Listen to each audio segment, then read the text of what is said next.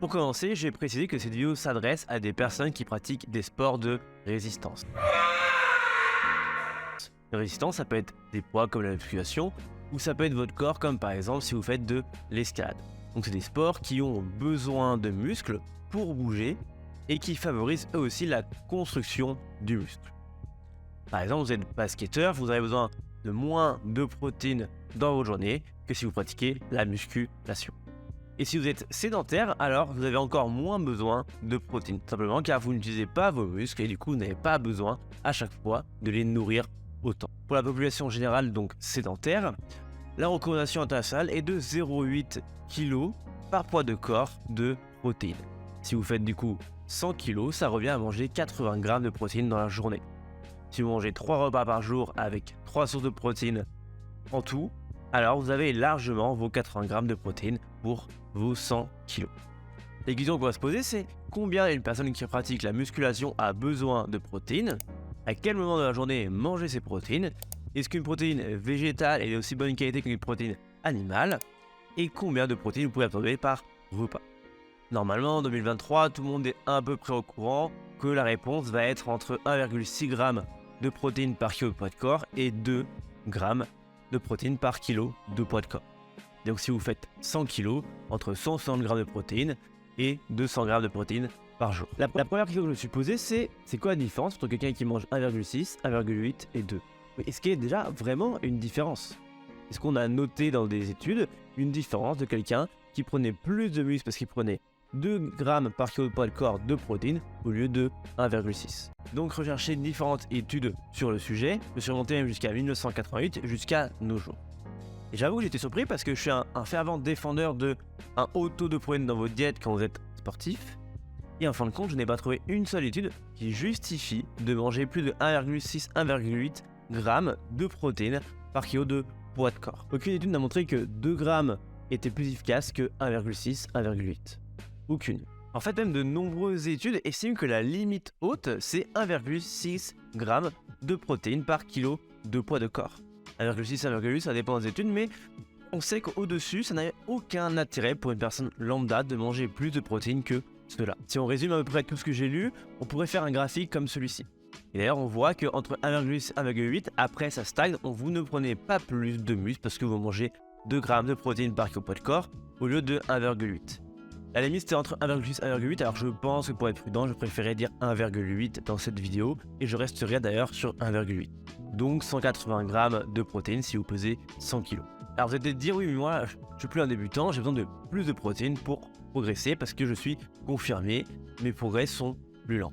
Et bah étonnamment c'est l'inverse. Plus on est confirmé, moins on a besoin de manger de protéines. Alors quand je dis moins, attention, on ne descend quand même pas sous les 1,6, mais les études ont prouvé que justement, si on est confirmé, votre synthèse de protéines est plus confirmée elle aussi et vous êtes capable de mieux utiliser le peu de protéines qu'on apporte. En fait, pour faire simple, chez tout le monde, il y a la synthèse des protéines et la dégradation des protéines. Et plus on est confirmé, plus le corps arrive à être plus souvent en synthèse qu'en dégradation. Ce qui fait que vous perdez moins de protéines en dégradation et vous arrivez à en conserver plus pour faire la synthèse. Et ça, c'est une grosse différence entre quelqu'un qui débute et quelqu'un qui est confirmé. Une personne confirmée a encore moins besoin de protéines qu'une personne qui débute. Si vous êtes quelqu'un de très confirmé, donc par exemple vous êtes proche de votre limite génétique, ça fait 10 ans et plus que vous entraînez, alors votre synthèse des protéines après entraînement est moins grande. Simplement car vous allez construire moins de muscles, voire pas de muscles, et du coup le corps a moins besoin de produire une grosse synthèse des protéines. Et oui, plus vous développez vos muscles lentement, moins vous avez besoin de protéines pour un développement optimal. Ça n'aurait pas de sens que le corps a besoin de plus de protéines pour construire moins de muscles qu'une personne qui débute. Attention, quand je dis moins, c'est qu'on peut être sur la limite basse 1,6 et pas forcément aller chercher 1,8 et plus. Alors qu'en est-il prise de masse ou sèche ? Alors si vous êtes en prise de masse, vous n'avez pas besoin de manger à nouveau plus de 1,6, 1,8 protéines. Vous n'êtes pas en déficit d'énergie, vous avez largement de quoi construire du muscle, donc là-dessus, aucun souci. Maintenant, qu'en est-il de la sèche ? Tout le monde dit qu'il faut plus de protéines quand on sèche pour être sûr de conserver son muscle, alors qu'en fait, si on est logique, c'est contre-intuitif, parce que vous n'allez plus construire de muscles. Si vous faites vraiment une vraie sèche, donc un gros déficit, donc 400 et plus de calories, vous n'allez pas construire de muscles à moins d'être débutant ou sous-produit. Et donc si vous n'êtes pas débutant et pas sous-produit, vous allez juste conserver au mieux votre masse musculaire. On n'est plus dans la construction, on est dans la conservation de votre masse musculaire. Et dans ce cas, vous avez besoin de moins de protéines à nouveau. Vous avez beau être en déficit, c'est pas en théorie vos protéines qui vont fournir l'énergie nécessaire pour vos entraînements. Votre entraînement stimule votre muscle et vous n'avez plus besoin de prendre du muscle, juste conserver ce muscle. Et du coup, comme pour une personne qui est confirmée, conserver son muscle demande moins de protéines que prendre du muscle. On ne construit plus, entre guillemets. Et d'ailleurs, il n'y a aucune étude qui a prouvé que manger plus de protéines lors d'une sèche permettait de conserver mieux sa masse musculaire. Petite interruption, en faisant le montage, j'ai trouvé 2 études plutôt connues sur la perte de poids avec un gros taux de protéines pendant la sèche. Et du coup, je voulais vous les partager. La première, c'est celle-ci. Donc les personnes prenaient 2,3 grammes de protéines par kilo de poids de corps pendant leur sèche. Et le ratio de perte était de 0,2, ce qui est en fait la moyenne par rapport à d'autres études. En gros, c'est la même valeur que d'autres études avec des personnes qui prenaient 1,6, 1,8. Donc en gros, c'est pas spectaculairement plus haut, c'est vraiment insignifiant, entre guillemets. Donc cette étude-là, même si elle va dans le sens, c'est vraiment tiré un peu sur les chiffres, donc c'est pas assez significatif pour vraiment dire et valider qu'un haut taux de protéines est meilleur. La deuxième étude, c'est celle-ci. Le groupe prenait 2,6 grammes de protéines par kilo de poids de corps. Et comparé aux autres groupes, c'est vrai que c'est le groupe qui a le mieux perdu, c'est-à-dire qu'ils ont conservé le plus de masse musculaire. Mais, et il y a un énorme mais, c'est que c'est aussi le seul groupe qui avait dans ce groupe des pratiquants de musculation, de bodybuilding à un grand niveau. Quand je dis grand niveau, c'est quasiment international. Donc, est-ce que c'est vraiment parce qu'ils ont mangé plus de protéines ou c'est simplement parce que c'était eux qui pratiquaient la musculation le plus et le mieux du coup, qui fait qu'ils ont moins perdu de masse musculaire pendant leur sèche? Ça, hélas, on ne peut pas tirer de conclusion pour l'instant, donc on ne sait pas. Donc les 2 études en leur faveur, pour l'instant, sont plutôt controversées et les conclusions sont plutôt un petit peu, je trouve, tirées par les cheveux. Donc on ne peut pas vraiment les prendre en compte. Alors, à noter que tout ce que je viens de dire, ça vaut pour des personnes qui ne prennent pas de produits magiques. Si vous êtes sous potion magique, alors votre synthèse de protéines est beaucoup plus grande qu'une personne lambda. Et dans ce cas, vous pouvez synthétiser et manger beaucoup plus de protéines. Beaucoup plus, ce sera 2 grammes par poids de corps et plus. Donc pour résumer, pour la quantité par jour, on va être en 1,6, 1,8 grammes de protéines par kilo de poids de corps. Donc je répète, si vous faites 100 kg, ça fait 160, 180 grammes de protéines dans la journée. Comment on répartit ça déjà sur une journée? Déjà, on va se poser la question, c'est par repas, combien de protéines votre corps peut absorber à la fois?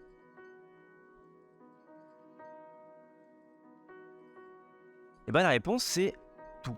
Votre corps peut absolument tout absorber, que ce soit 30 ou 80 grammes de protéines. Il ne faut pas confondre absorber, donc ce que votre corps peut digérer, et ce que votre corps va utiliser.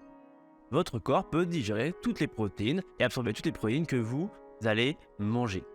Ça ne veut pas pour autant dire que ces protéines-là, donc l'ensemble de ces protéines-là, vont être utilisées pour construire du muscle. Donc la question, c'est combien de protéines votre corps peut utiliser pour construire du muscle par repas. L'idée reçue ici, c'est que 20 grammes de protéines par repas suffit pour synthétiser les protéines pour prendre du muscle et que au-delà, c'est inutile. Alors déjà, d'où sort le 20 grammes?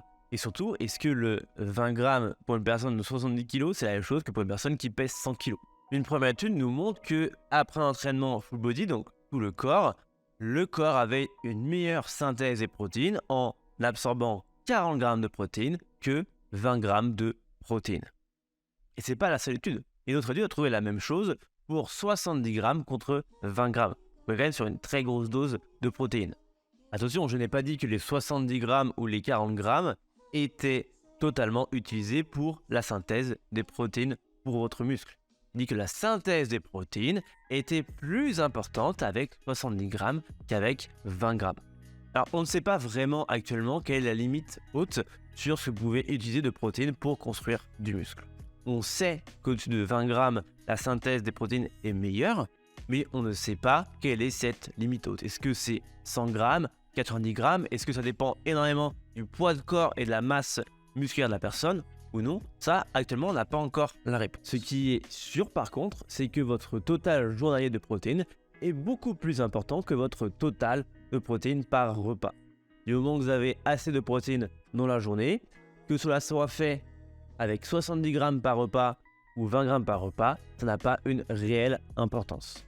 Malgré cela, je conseillerais quand même de manger entre 3 et 5 voire 6 repas dans la journée pour vos protéines. Simplement d'un point de vue de digestion, parce que manger 100 grammes de protéines sur, disons, 2 repas à digérer, c'est beaucoup plus dur et du coup, il y a de fortes chances que ce soit moins intéressant pour prendre du muscle.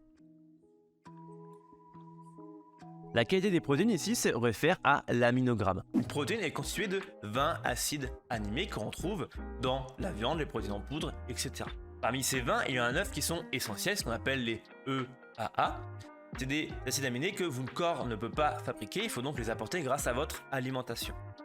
Et parmi ces 9, il y en a 3, c'est ce qu'on appelle justement les BCAA, c'est la leucine, l'isoleucine et la valine. Les protéines issues de la viande ont un aminogramme complet, donc à chaque fois vous avez les 20 acides aminés, et les protéines issues de produits végétaux, comme par exemple le pois, le soja et autres, n'ont pas ces 20 acides aminés présents en même temps. Alors si vous mangez par exemple soja et pois dans le même repas, vous avez l'aminogramme complet. Mais si vous mangez seulement soja par exemple toute la journée, votre aminogramme de protéines n'est pas complet. Et de ce fait, la qualité est considérée comme plus pauvre et du coup moins efficace pour prendre du muscle. Comment compenser pour ceux qui ne mangent pas de viande cet aminogramme qui n'est pas complet? Eh bien, il suffit soit par exemple de se complémenter en plus en EA dans la journée, ou alors simplement de varier votre source de protéines végétales dans la journée. Par exemple, un repas, vous avez mangé du soja, un autre repas du pois, un autre repas, etc., etc. Et dans la journée, vous aurez en fin de compte un aminogramme complet. Entre guillemets, la qualité des protéines ne change pas du moment où vous êtes un peu plus organisé que des personnes qui mangent seulement des protéines issues de la viande. De plus, avec des protéines végétales, il va falloir à chaque fois avoir une source de glucides à côté pour pouvoir augmenter la digestibilité de ces protéines. C'est d'ailleurs pour ça que les protéines véganes vendues en poudre ont souvent un mix de protéines, c'est-à-dire protéines par exemple de pois ou protéines par exemple de soja, pour avoir tout simplement l'aminogramme complet. Et bien il suffit d'appliquer le même raisonnement à votre nourriture classique et la qualité des protéines restera du coup la même qu'une personne qui mange de la viande. Impossible de parler de protéines sans parler de la fenêtre anabolique après, avant, pendant l'entraînement. Alors, c'est un mythe qui a été débunké depuis très très longtemps et c'était le mythe de penser qu'il fallait absolument manger un shaker, 30 grammes de protéines après votre entraînement, donc dans la demi-heure, sinon vous allez perdre beaucoup de gains musculaires. Bon, en fait, il n'y avait juste aucune preuve de ça. En fait, la fenêtre anabolique, on s'est rendu compte qu'elle durait entre 4 et 6 heures après votre entraînement. Donc si vous avez mangé 1 heure avant l'entraînement et que vous mangez 2 heures après votre entraînement, bah on est bon.